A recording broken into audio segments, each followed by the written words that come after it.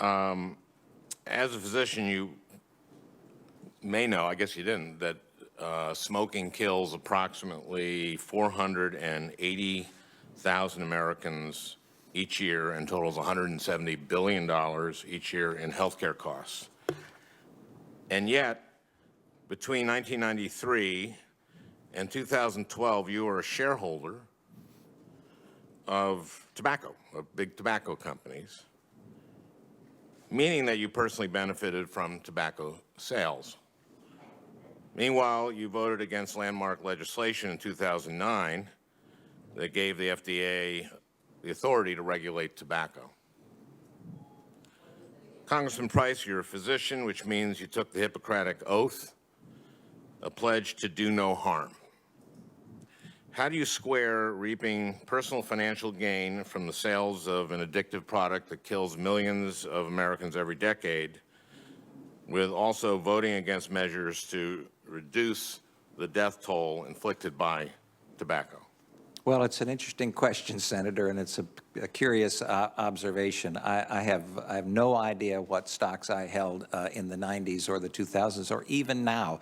All of these decisions for all of us, I suspect, are through mutual funds and through pension plans. I would bet, and I don't want, well, I ought not bet here. I would suspect that in your pension plan, that there are components of that that are held that may have something to do in some time in your history with tobacco. So I find it very hard to believe that you did not know that you had tobacco stocks. I find it a little hard to believe that in the questions about your stock portfolio, you've said you didn't know things.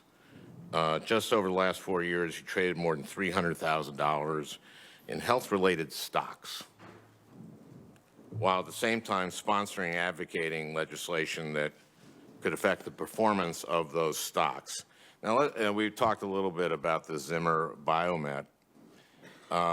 Your broker, you say, you didn't know this, bought it on March 17, 2016. You did introduce a bill later, a week later, on March 23rd, 2016. You say that you did not know then that you had this stock. It was a rule it was to delay a federal rule that would have reduced the profitability of the company's to delay a rule that would hurt the company. What I don't understand is once you found out that your broker bought it, you kept the stock.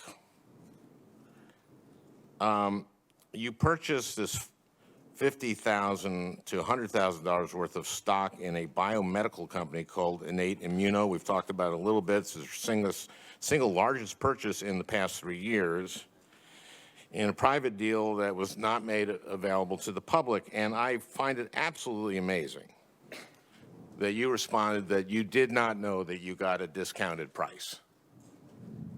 That is absolutely amazing because we discussed this. Well, by definition, I believe that's the nature of a private placement offering. What I said to you and what I've said to others is that I paid exactly the same price as everybody else. I disclosed it. It was a private offering that only went to about 20 people, including Representative, your colleague, Chris Collins, his chief of staff, and a prominent D.C. lobbyist. And you reported $50,000 to $100,000 in profits on this purchase. It really begs credulity, sir, when you say you did not know that you got a discount on this. This was a private offering to a very small number.